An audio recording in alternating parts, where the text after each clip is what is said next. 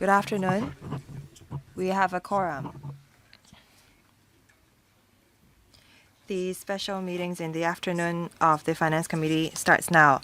There are 4 sessions to this meeting until it will last until 6:45 p.m. The purpose of the special meeting is to scrutinize the estimates of the government in 2026-27 financial year to make sure that the allocation will not exceed what's necessary to execute the approved policy. If I may remind all of you, all of questions must be related to the estimates. Before you put your questions, please quote the right upper corner serial number. Say, for example, CSO001. If the members cannot follow on the government's written reply today, you can submit a supplementary question before 7 p.m. tonight to the Secretariat. The supplementary questions must be relevant to the administration's written response. Members who would like to put questions, please press the Request to Speak button now. I welcome Mrs. Millie Ng, Director of Administration, Mr. Danny Wu, Commissioner of the ICAC, Mr. Jack Chan, the Ombudsman, Professor Nelson Lam, Director of Audit, Ms. Heenie Lam, Permanent Secretary of the Chief Executive's Office, and Ms. Dora White, Secretary General of the Legislative Council Secretariat. There are 12 members who have pressed the button. I will read out their names. They are Ms. Carmen Khan, Professor Priscilla Lang, Mr. Lee Chen-ka, Mr. Chan Pok-chi, Mr. Chu Lat-wai, Mr. Nick Chan, Mr. Holden Chow, Mr. Ray Wong, Mr. Stephen Ho, Mr. Chong Ho-fong, Mr. Dennis Leung, and Mr. Tan Ka-pio. Each member will have 4 minutes, including question and answer. Let's start the Q&A session now. Ms. Carmen Khan. Thank you, Chairman. I'd like to follow up on AUD 002 that's relevant to the Audit Commission. I understand the Audit Commission have not allocated extra resources for the workload. They have absorbed the additional workload from redeployment of internal resources. I wonder what discovery they have after conducting the workshops so that we can save resources, enhance efficiency and effectiveness of the administration. And I wonder if the Audit Commission can expand the scope of their duties. The Commissioner said that they will look into it. However, there's no extra resources allocated to the Audit Commission. There is a reduction of 0.1% on the work-related budget, and I wonder if we can allocate extra resources to the Audit Commission.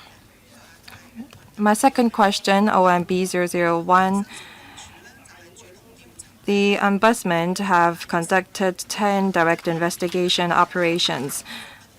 In the reply, they said that in 2026-27 budget, there is a slight reduction of estimates. Will that hamper the number of direct investigations to be conducted by the Ombudsman?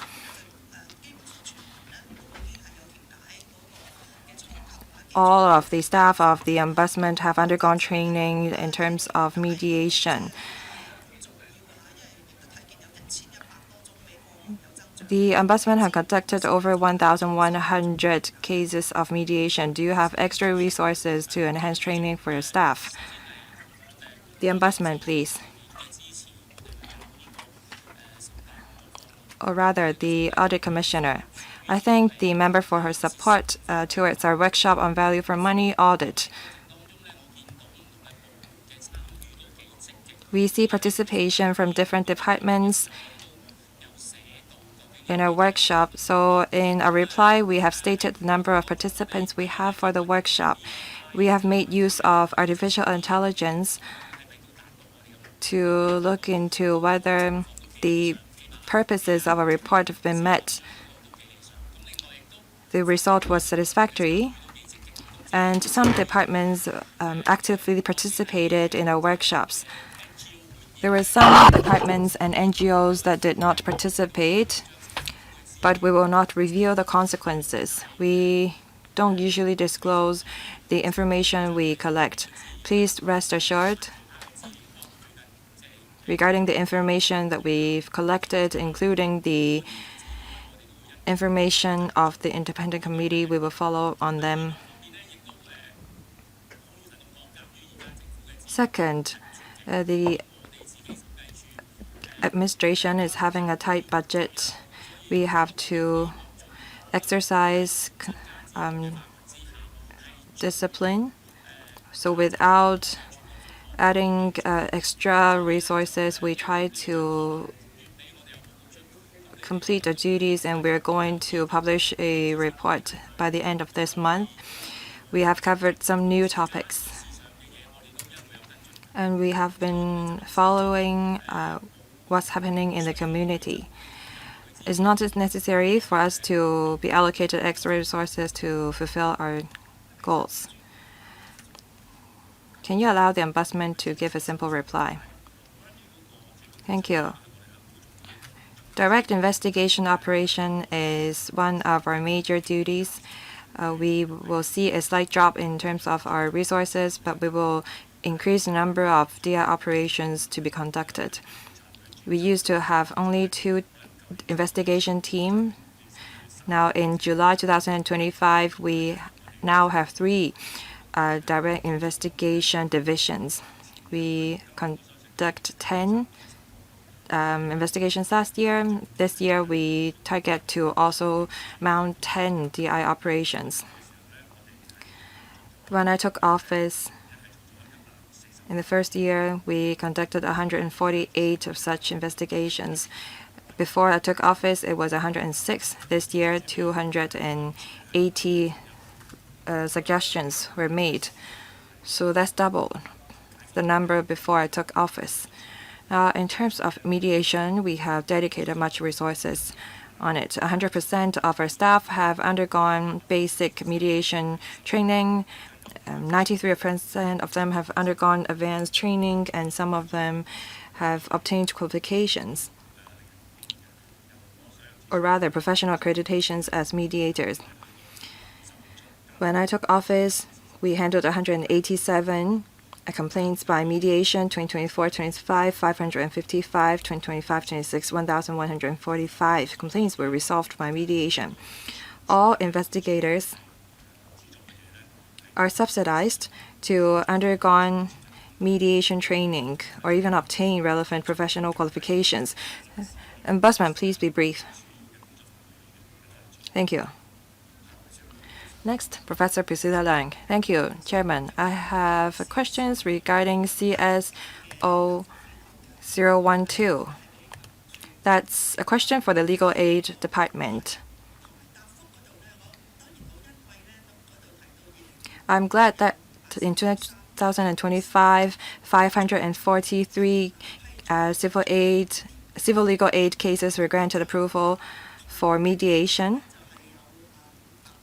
In the same year, 557 cases were proceeded with mediation, and with an average cost of about $8,050 per case. You said that the legal fees incurred was about 52% lower than the regular cases. I am a practicing lawyer, and I'm also a mediator, so I've undergone training in both discipline.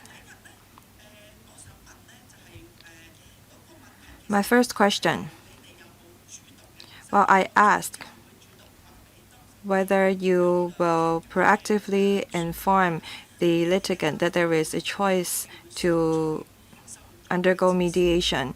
In your reply, you said that you will obtain instruction from the applicant to see if mediation is appropriate. So I wonder how you assess whether mediation is feasible for a case.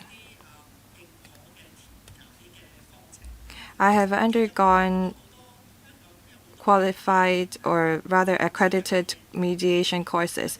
We have many qualified mediators on the market. Many of them have legal background. Some of them don't. Say, for example, social workers.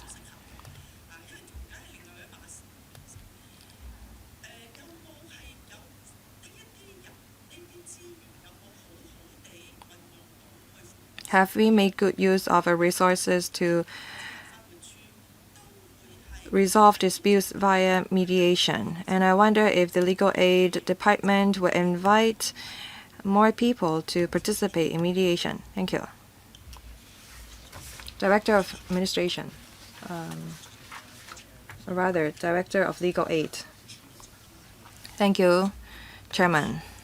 The Legal Aid Department always support the use of mediation to resolve disputes for two different reasons. First, we can save money. The legal cost involved will be lower and is more efficient. Second, we can reduce the workload of our courts. So all along, we've been trying to use more mediation to resolve disputes. Professor Learn asked if we reached out to applicants of legal aid, telling them that there is an option for mediation. We offer different types of legal advice. Mediation will be one of them. We have two types of cases. First, we sometimes offer legal support with our own counsel. Second, we sometimes engage external lawyers to provide service. We value mediation. My other question is whether you have expanded the pool of mediations you have in your department. Many mediators are not able to take on any case. We do have a list of private practicing solicitors and barristers within our own department. We have been in close communication with professionals in the legal field, and we will recommend them to make use of mediation as a way to resolve disputes. Mr. Lee Chen-kan. Thank you, Chairman. I have questions regarding AUD 001, that is the workshop for value of money audits. The Audit Commission said that they make use of artificial intelligence. Will you allow departments to do pre-vetting, making use of artificial intelligence, and allow them to share the information with the Audit Commission so that you know more about how the departments operate? That will enhance efficiency and allow the Audit Commission to keep abreast of how the departments operate, and that will also enhance public service. Second, and I wonder if the NGO can sign up for the value for money audit workshops so that they can enhance their service quality and efficiency. OMB 001. The Ombudsman said that they offer advice to different departments. Now, regarding AFs, or rather FVHD, you offer advice to them every year, and they implement 100% of your recommendations. I wonder why that is. Is it because the scope of service of FVHD is wide? It covers the cleaning, water seepage, so on and so forth. Over the past 5 years, they have implemented your recommendations. Director of Audit. To respond to Mr. Lee's questions, the answer is yes and no. On one hand, internally, we are thinking of ways to make use of AI to enhance our auditing work efficiency. From conducting audit to submitting reports to LegCo, we were trying to streamline the procedure. However, there are difficulties because we have to keep things confidential, and the relevant departments concerned don't even know that we are conducting investigations against them, so we're not going to share the information with them. However, I don't rule out the option that we might ask the relevant departments to complete questionnaire surveys. Also, we, as I said, have to keep things confidential. Big data cannot keep things confidential, so we are in talks with the DPO to see how we can keep the information confidential. Also, we have been talking to the mainland authorities to see how they make use of AI to conduct audits, and we have been learning from them. Moving forward, I'm going to visit the mainland again, and we are going to learn from them how to conduct audits in this respect. Ombudsman. The FEHD accounts for a large number of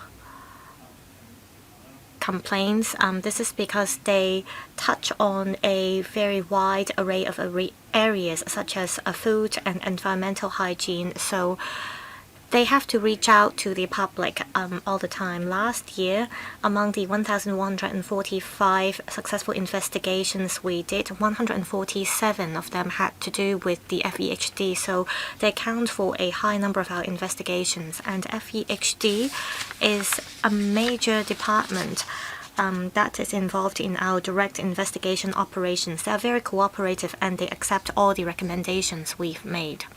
Next, Mr. Chan Pok-chi. CS015, the Government Records Department has procured copies of 250 archival records, including files, photographs, and maps concerning Hong Kong's landscape from the National Archives of the UK. Currently, Hong Kong is trying to enhance its management on oyster rafts. I want to know if there are records concerning the history, the development of oyster rafts, as well as the registration of these rafts, because we need the historical information.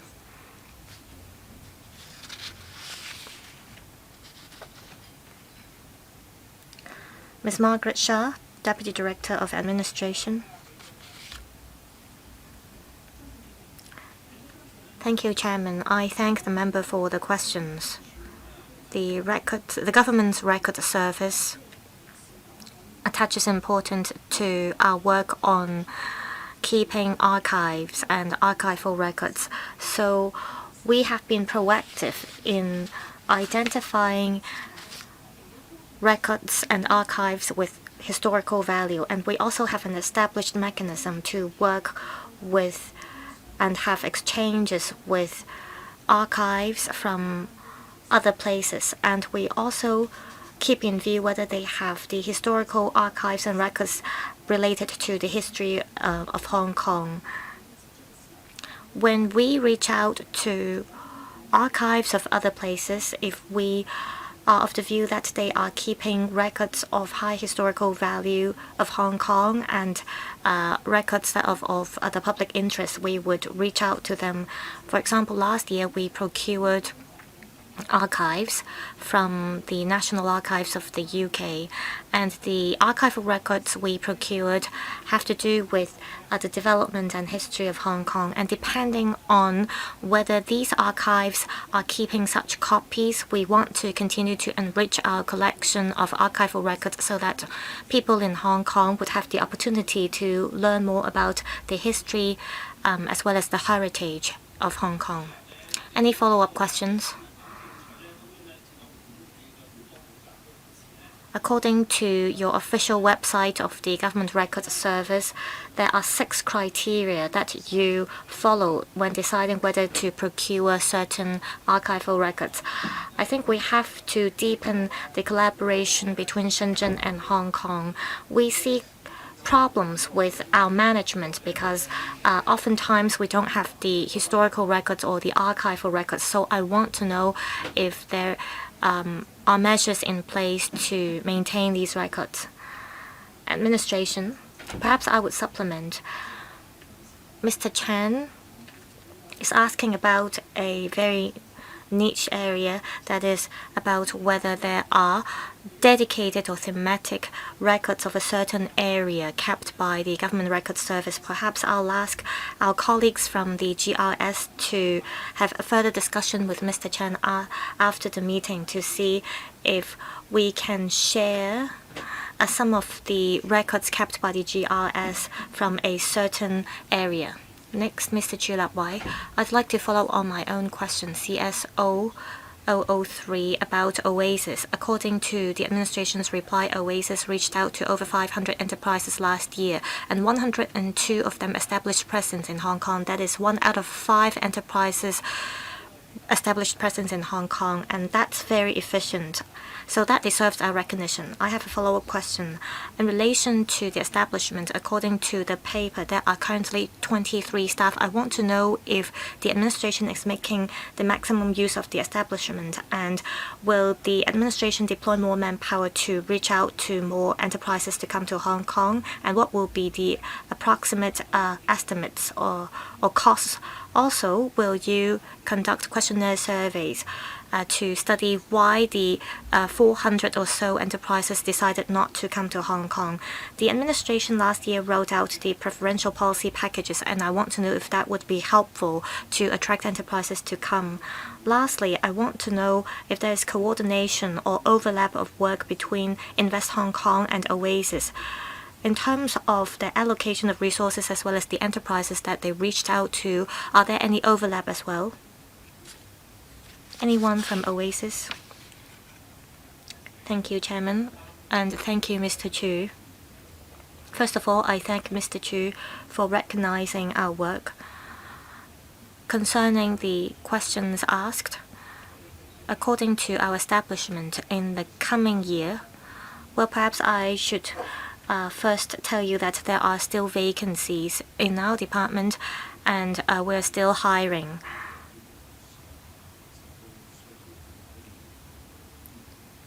We require and we're trying to recruit people with relevant expertise. It's best if they are familiar with the operation of the government, or if they have experiences in the business sector. So we are still working hard on recruiting staff. In the coming year, we want to step up manpower continuously. As I said, we hope that we want to improve our work. The other question is about whether we have been following up with enterprises that did not decide to come to Hong Kong. These enterprises, for various reasons, decided not to establish operations in Hong Kong. We tried to learn about their needs, and we also looked at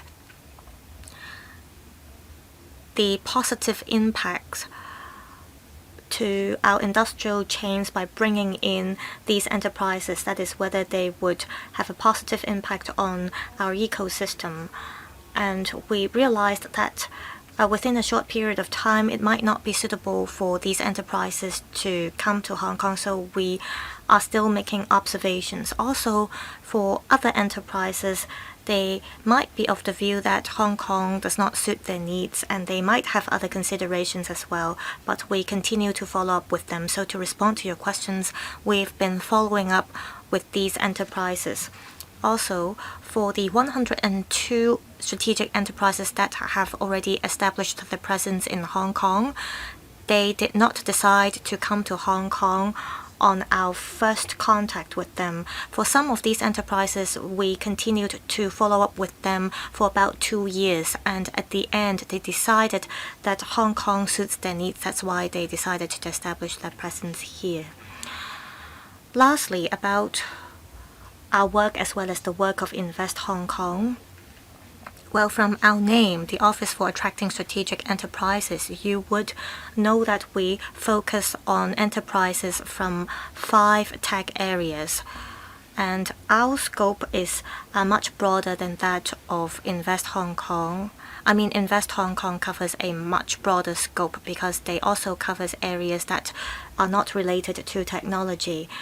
So our work is quite different from theirs in terms of our scope. Also, we are under the FSO, so we focus more on coordinating with other departments. Next, Mr. Nick Chen. I'd like to follow up on CSO 008 and 009. According to the administration's reply, the goal of the legal aid department is to complete the relevant application process within 3 months if there are applications for legal aid for civil cases.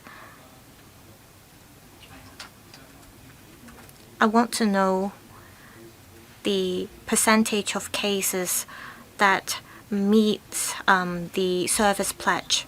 Also, will the administration consider rolling out new measures to give out compensation or to speed up the process of dispersing grants or relevant compensation to through lawyers? I know that some duty lawyers, they help out with cases because they have a sense of mission, but sometimes they do not receive the new remuneration or compensation in a very long time. Administration. As mentioned, there is a performance pledge from the legal aid department, and the performance pledge is 3 months. As for the detailed figures, perhaps I'll have to defer to Deputy Director to see how many of these cases met our service pledge. We hope that within 3 months' time, we'll be able to finish 85% of the approval process of the application. And in 2025, the percentage is 89%, so it was quite satisfactory. I want to explain why we failed to meet our target for some cases, because those cases are rather complicated and it involves means tests. For example, it might involve land disputes or medical blunders, and it would take us longer time to complete the investigation. Also, for cases that involve income tests, there might be applicants that have rather complicated asset distribution, and so it would take us longer time to complete the income or means test so as to ensure that no one is abusing our system. As for paying out to our duty lawyers, I understand that this is the concern of a lot of legal practitioners. It sometimes takes us longer to pay our duty lawyers because the litigation proceedings are quite long. For example, for cases that involve land disputes or family disputes, the proceedings might be very long, and so we don't know which party will have to shoulder the legal costs, and it would be hard for us to pay the duty lawyer. But if the duty lawyer needs it, they could apply for an interim bill, and there is a mechanism in place for us to pay out part of the costs to our duty lawyers. So we welcome duty lawyers to submit applications for interim bill.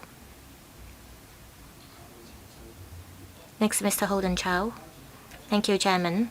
I'd like to ask about OMB 001. It's a question for the Office of the Ombudsman. According to the administration's reply, over the past 5 years, the number of cases completed through mediation has been on the rise, and this is good news. This is because there have been cases that were settled through mediation.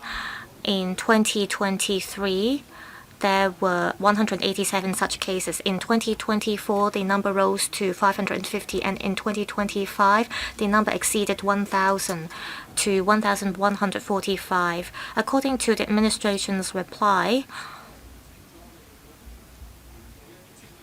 the Office of Ombudsman made some adjustment because they set KPIs for themselves, and whether cases could be settled through mediation was one of their KPIs.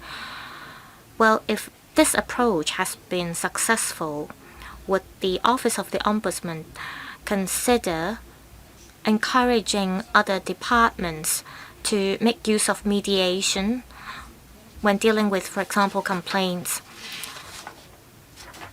This could be one of the approaches adopted by departments. For example, the joint office dealt with lots of complaints regarding water seepage.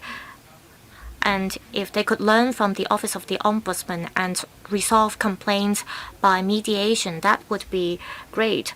So I wonder if the Ombudsman has talked to other departments about settling cases through mediation. Thank you. The Ombudsman, please. One of our strategic focuses is mediation.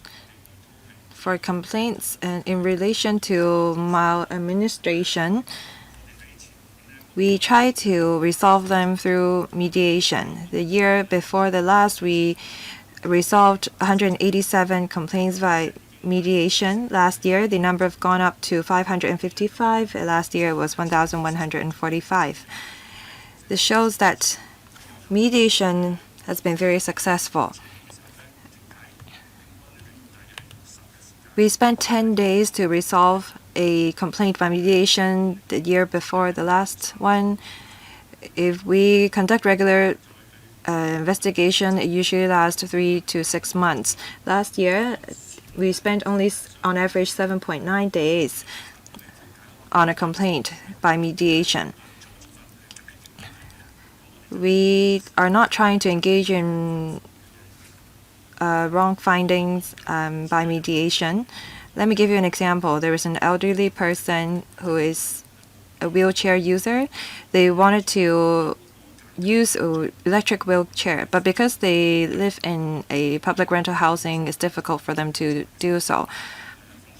When we engaged in investigation, we found that the housing department has done nothing wrong because the design had been there and had been approved. Eventually, we made use of mediation. We engaged the social welfare department, the housing department to help the elderly person relocate. In the past, we wouldn't be able to resolve such complaint. That's thanks to the resources allocated to us and the cooperation of different departments. Now we subsidize our staff and 100% in obtaining accreditations. As I said, 100% of our staff have undergone relevant mediation training, 93% have undertaken advanced mediation training, 7% have obtained professional accreditation as mediators. Mr. Ray Wong. Thank you. I'd like to follow up on ICAC 003 on the building maintenance, making use of AI in investigation or analysis. The ICAC said that they have made use of AI to detect suspicious procurement, and they have rolled out electric integrity framework. I think that to combat big rigging, we have to start with technology adoption.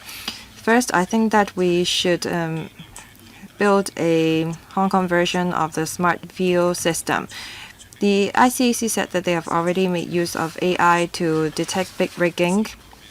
I think that on the smart tender of the ERA, we should introduce smart monitoring to detect suspicious similarities between or among tenders, and I think that we should adopt technology from the mainland to make use of big data to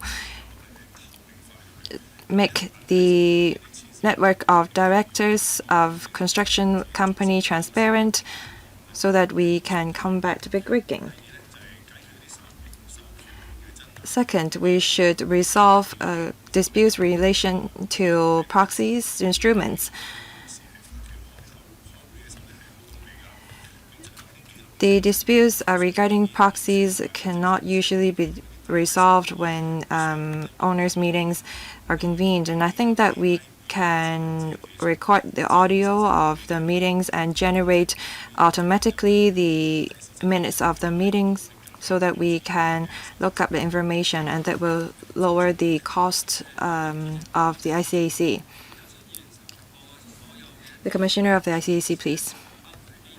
The member talked about making use of artificial intelligence to assist in analysis of data and investigation. We are already doing that.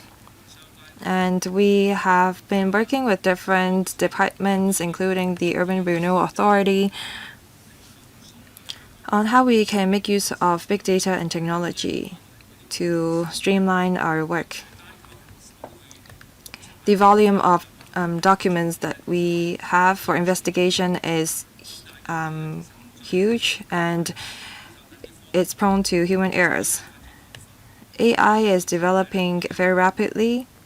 We are already enjoying the benefits of technology. We are already talking to relevant departments to make use of technology to assist in our work.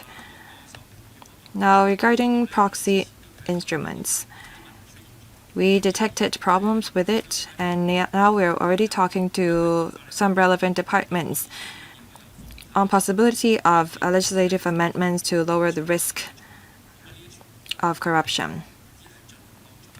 All these are ongoing. Thank you. Any follow-up questions? None. Next, Mr. Stephen Ho. Thank you, Chairman. I'd like to follow up on CSO 001 and 014 and 004. First, the estimates of Oasis is $62 million, and they said that they will not set quantifiable KPI in 014. And in question 1, they said that they will adopt a dynamic approach in the assessment of aerospace company. They will make use of a series of measures to attract aerospace companies to come. You adopt a dynamic assessment, you don't have quantifiable KPI. How do we assess your performance? What is your goal at this stage? How can the public make sure that resources will not go to waste with your 23 contract staff? If you don't have instructions for them, then your policy of attracting aerospace industry to set up operations in Hong Kong is meaningless. You said that you have introduced many companies bringing in some $60 billion of investment and many jobs. But you've not talked about exactly how much can be invested in Hong Kong. And regarding the 22,000 jobs, what are they about? And how can the public assess the performance of the Oasis so that Hong Kong's economy actually benefit? Thank you. I will ask Mr. Lam from the Oasis to answer the question. Thank you. We are adopting a dynamic assessment as to how we can make sure that our staff have a clear goal in mind as they carry out their duties.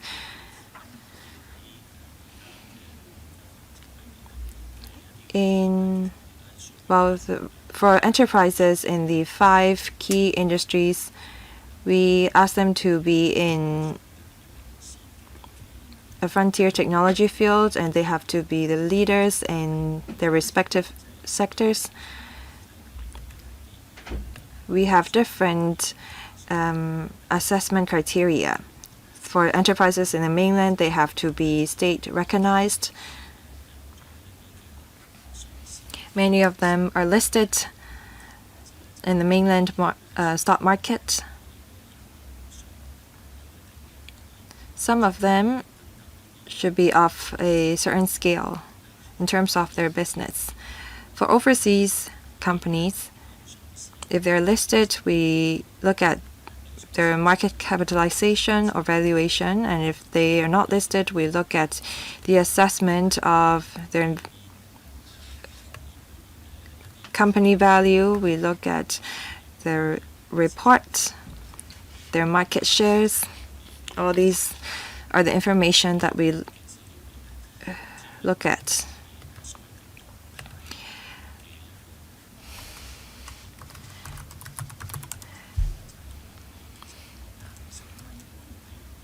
We adopt a dynamic evaluation model.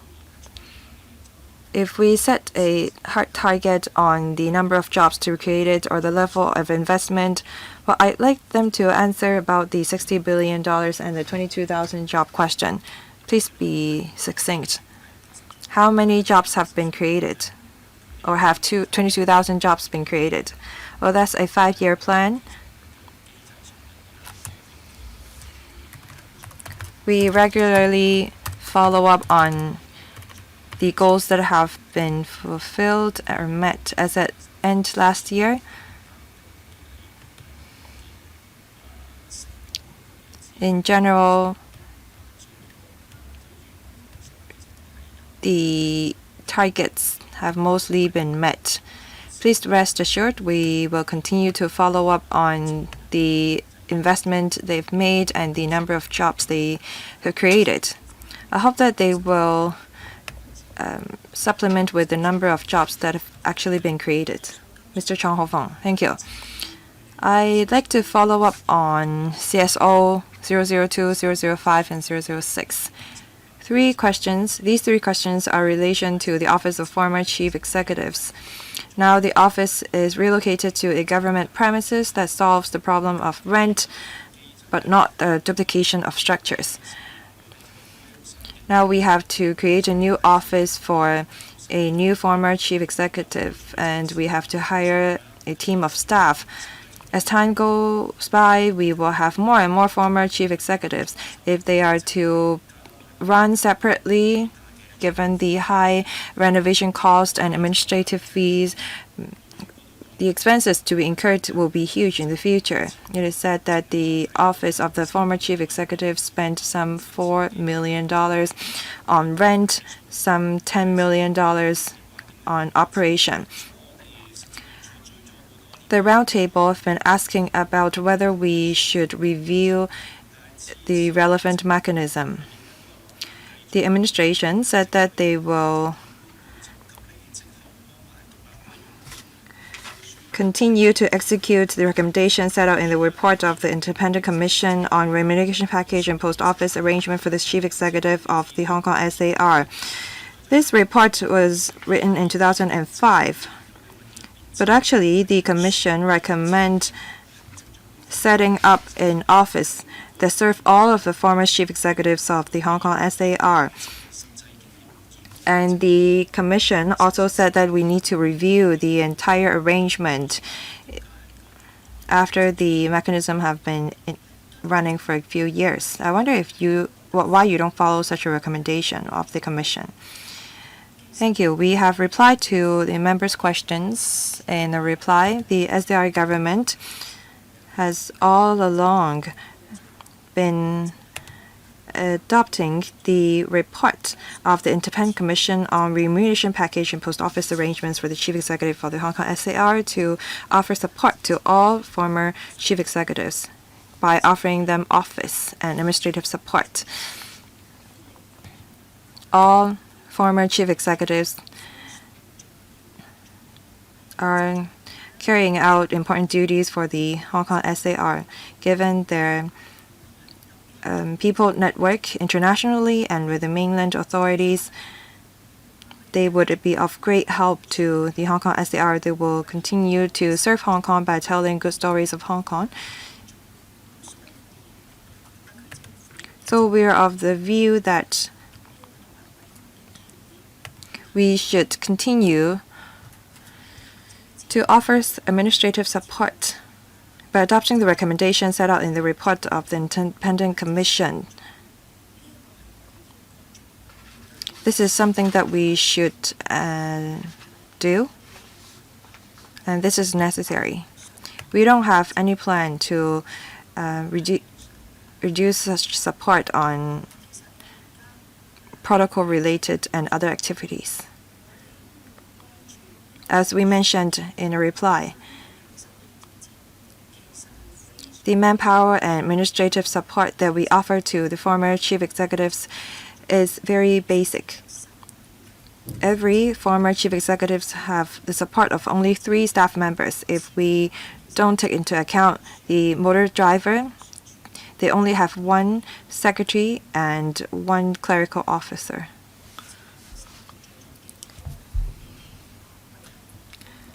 All of the former chief executives have been serving Hong Kong by promoting our city. All of these efforts have been listed out in our reply.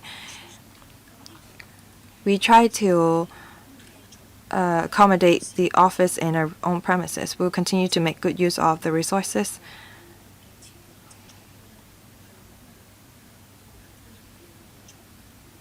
Thank you. Mr. Dennis Lang. I'd like to follow up on CSO 017. It's my own question. It's similar to the question of 012 and 016. Courts have been promoting the use of mediation services to make sure that litigations could be dealt with as early as possible. According to the administration's reply, there was a drop of 52% in terms of legal costs, and the time saved was about 26%. From 2023 to 25, the number of legally aided cases with approval to incur expenses for mediation actually dropped. Was it because those cases were not suitable for mediation, or was it that there were other reasons?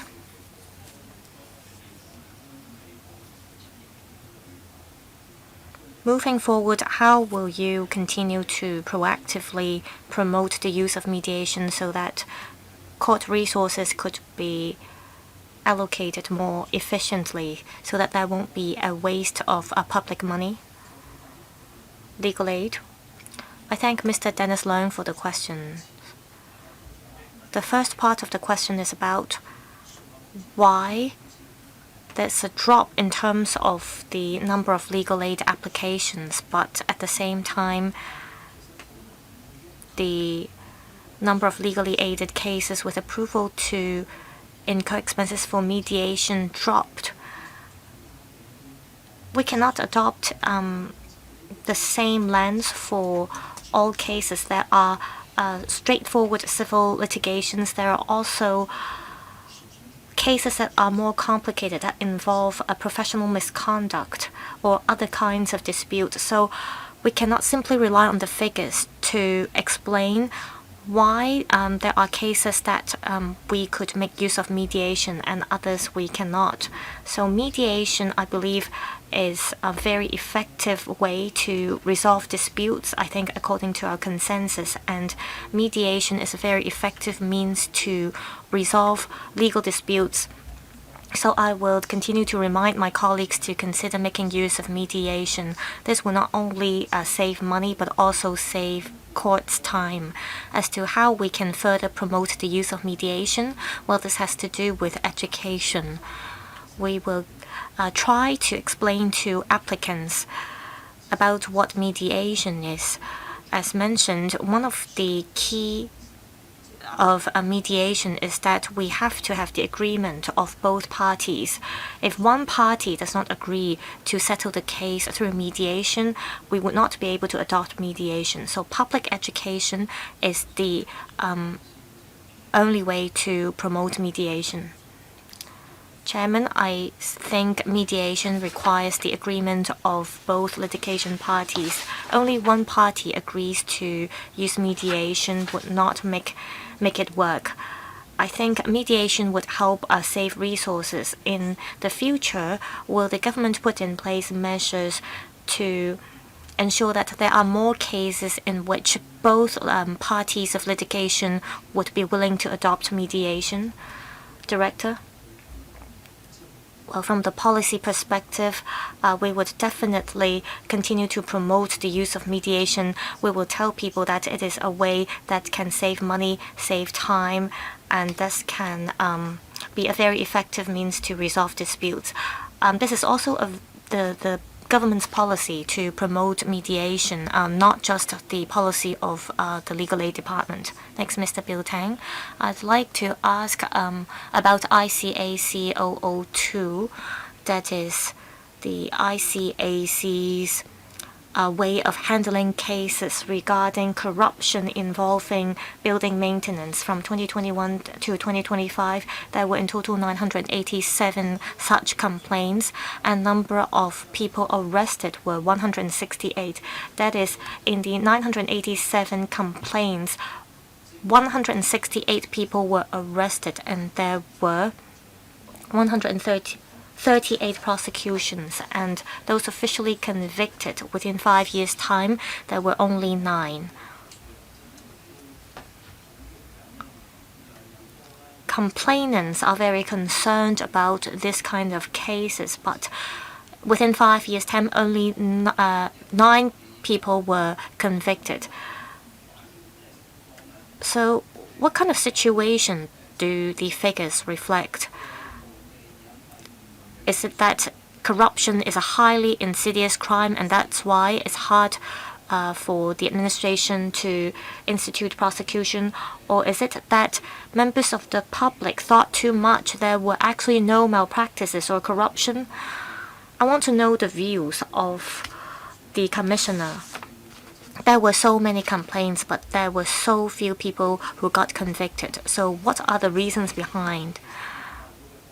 Could LegCo offer any support? For example, could we, through legislative amendments, make any improvement? Commissioner,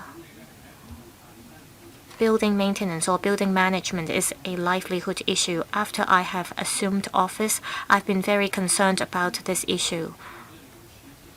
We have to understand that the ICAC set a very low threshold for people to lodge complaints. We won't set a high threshold. This is because corruption is highly insidious, and many people may not be able to gather enough evidence before they lodge complaints. Since 50 years ago, we've already told people that once you are suspicious of something, you could lodge complaints.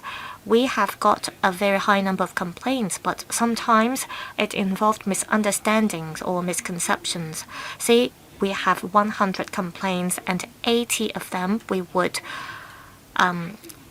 open a file and conduct investigation. As mentioned, corruption is a very insidious crime. We have to spend a lot of time and effort to dig out the details. Once we get the evidence, we would take out prosecution. The number of prosecutions we made account for about 10 to 20% of the cases for which we opened files. There is a gap between the number of prosecutions and the number of arrestees. Take 2023 as an example. We arrested 64 people. And within 1 year's time, we completed the investigations for those cases, and we put charges to 30 people. And in 2024, there were 40. In 2025, there were 50. That's because we were still asking for legal advice, and we were still completing the investigations, and therefore we did not put any charges. So there is a gap or a lag in terms of the number. My question for the Commissioner is there a need to make legislative amendments to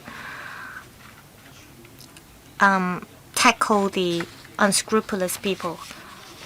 I think we are reviewing the relevant procedures now, and the ICAC is currently taking part in the government's work in reviewing the entire set of legislations. I believe there will be legislative amendments in the future. Next, Mr. Chen Chou-kwong. I share the same questions with Mr. Bill Tang.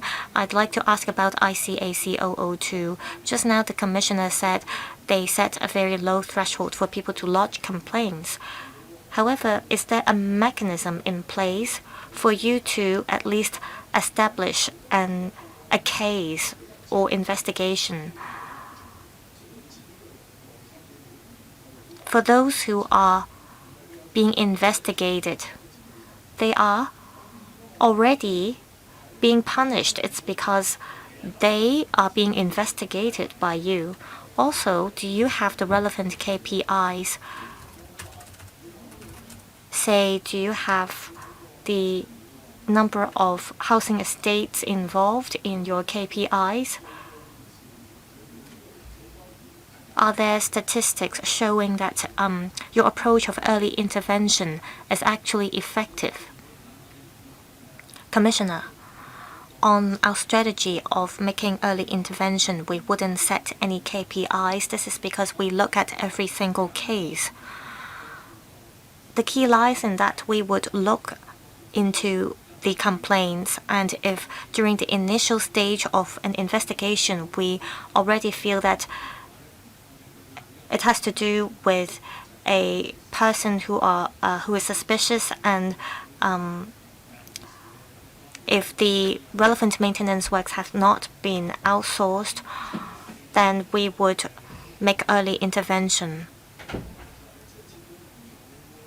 My question is, when you receive a complaint, would you look at whether the case is established or substantiated? If the complaint cannot be substantiated, and if you still carry on with your investigation, the person being complained of would suffer. Commissioner.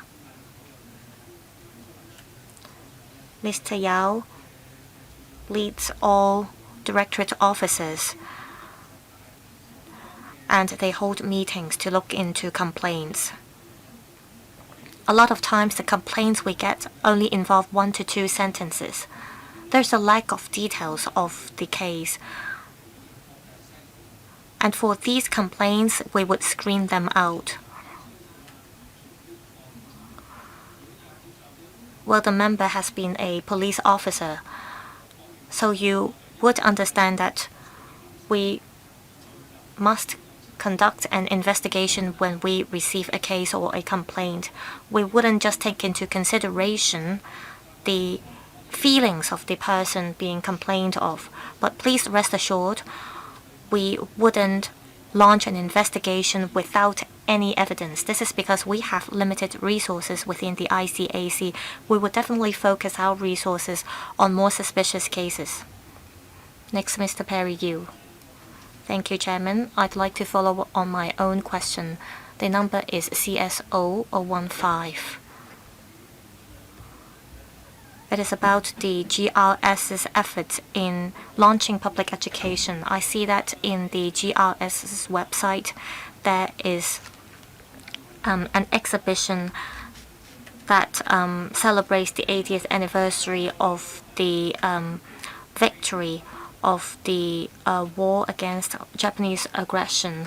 And there was also another exhibition that was very popular.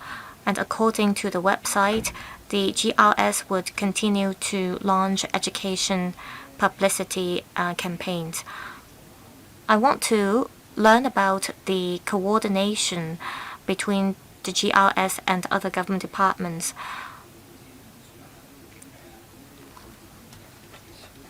Take Plover Cove as an example. Would the GRS work with the Water Services Department to forward the posts so that more people would get information about the Plover Cove Reservoir?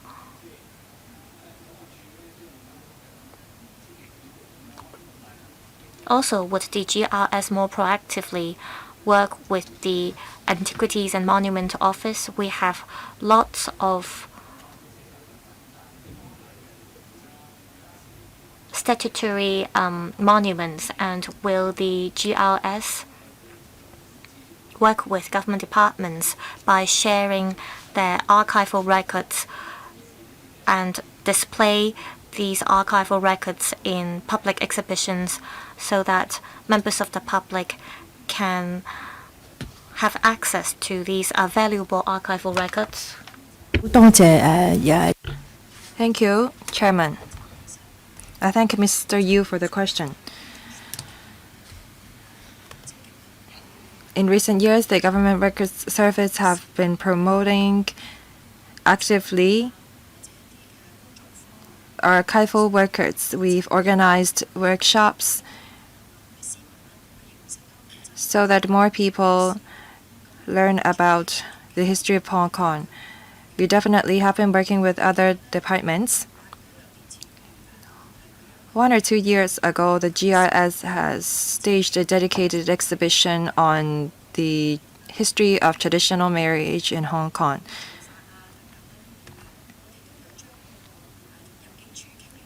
After talking to the Immigration Department, we staged such an exhibition. It was staged in the City Hall and our own gallery, as well as the Immigration Tower.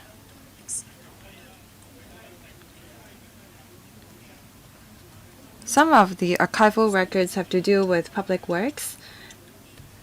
That's why we will continue to work with other government departments. You talked about the Antiquities and Monument Office.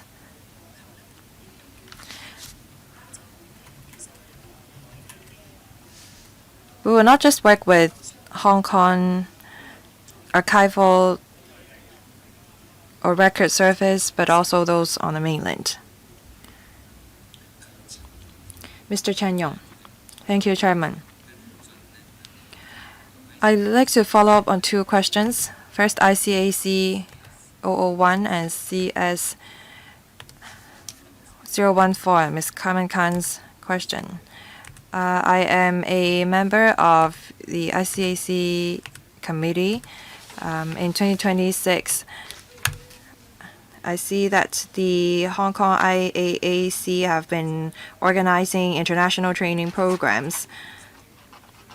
The commissioner of ICAC did not ask for additional allocation. Despite that, you were able to organize so many training courses. I believe that all all relevant departments over the world would like to join the training course offered by the Hong Kong International Academy Against Corruption. I wonder if you need extra resources. Second, I wonder if the financial secretary or the government can collect fees from the participants. Second, I have a question for the Director of Administration. It's definitely a good thing for us to attract more aerospace companies, but this is not the field that we're good at. I wonder how we can enhance the cost effectiveness. This field has great potential. We can attract much investment. So I'd like to ask about the cost effectiveness and the KPI. Commissioner of ICAC, please. Thank you. I thank Mr. Chan for his support. When the Hong Kong International Academy Against Corruption was first established, we were granted 23 positions. We relied on these 23 colleagues and created this brand for ICAC. You asked about the scope of the duties of the Hong Kong IAC. Well, when the academy was first established, we conducted exchange and training with some particular graft fighters over the world. Now we work on different regions. Say, for example, in February, we went to Egypt. We invited the 4 countries surrounding Egypt to fly there and organize a regional training for them. Given our limited manpower, we were able to offer training to 5 different countries. This is how we enhance cost effectiveness. The member was right in pointing out that there is great demand for training among graft fighters over the world. So what is our way forward? We are going to establish there will be a international graft fighting platform establishing a presence in Hong Kong. I will not disclose further information now, but we may not need extra resources in the future. Oasis. Thank you, Chairman. Thank you, Mr. Chan, for the question. Regarding aerospace economy, we're looking into what aerospace companies or enterprises are interested in taking presence or establishing presence in Hong Kong and what benefits they will bring to Hong Kong, and we're looking into how we can attract these enterprises to come. There are also some challenges that we're facing because aerospace is sometimes about satellite manufacturing and export, and there is constraints and regulation over the export of satellites. We don't have any specific target yet. We're still looking into the ecosystem of aerospace industry, and we're also looking into what we can offer. Many of them want to finance their business here, but we also need to know what or how they're going to contribute to our economy.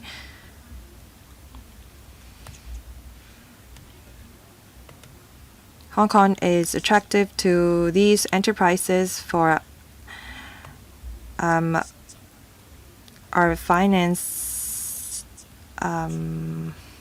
financial market, and we will continue to follow up on it with them. Mr. Dominic Lee, thank you. I'd like to follow up on CSO 005 on the Office of Former Chief Executive. I know that the office for the former Chief Executive, Ms. Carrie Lam, have relocated to the Pacific office, from the Pacific office to the Immigration Tower in Wan Chai. I'm glad to see such a change. And because of the relocation, the expenditure went down from almost $8 million to $3.75 million. I'm sure that the members of the public are happy to see such a change. But according to your reply, you said that the former chief executive attended over 650 promotional or protocol-related functions in 2025-26. So it means that Mrs. Lam spent some $6,000 per activity. You said that you spent $2.8 million on the relocation and renovation of the office. Well, there are many offices in the Immigration Tower in Wan Chai. I wonder why we have to spend $2.8 million to renovate the office. Director of Administration.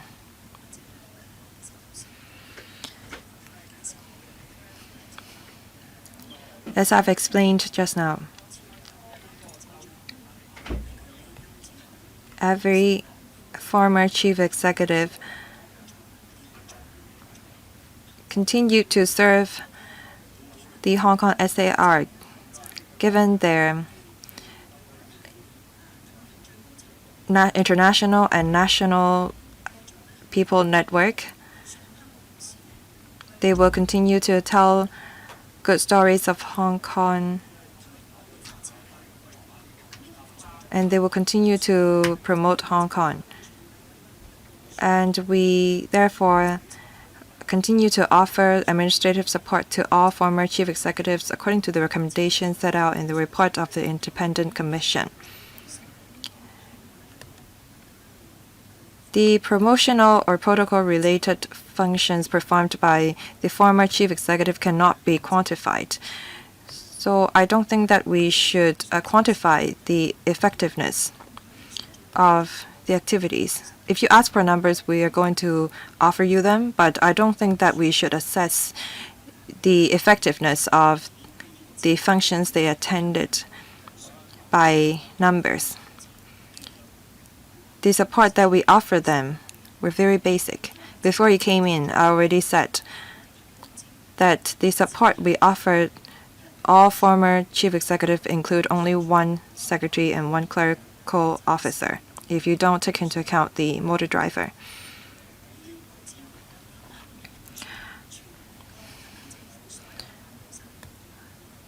I think that for a person of such an importance, this level of support is minimal. I think every former chief executive for continuing to contribute to Hong Kong, given so little support. They act voluntarily. They did not receive any remuneration or salary.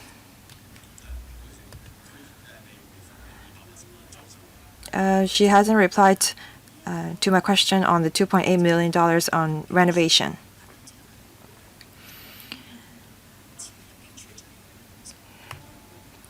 The former director of Immigration's office was being used. It was left abandoned for many years. Given the nature of the work of the former chief executive, she had to meet important government officials and important guests, as well as media. So we acted on the recommendations of the Architectural Services Department. We just did some basic renovations. We did not make adjustment to any compartment. We did not purchase new furniture. We did not replace the air conditioners.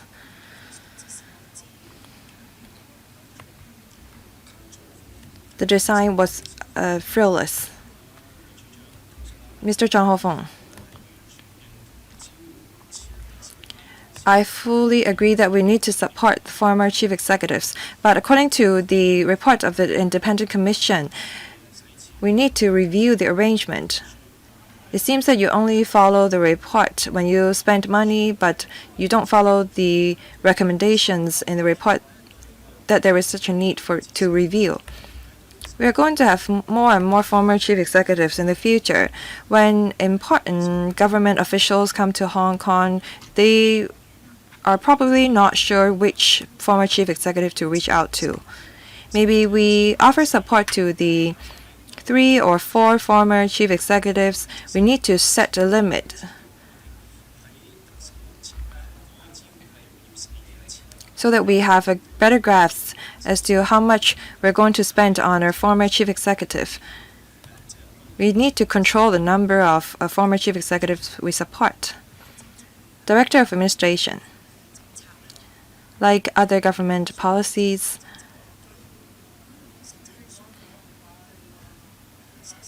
we, from time to time, when necessary, review our policies. Mr. Chong asked about the support offered to the Office of Former Chief Executives. As mentioned, at this stage, we don't have any plan to reduce or make any adjustment to the support. I have nothing to add. That concludes this session. The next session will start at 3:25 p.m. Thank you.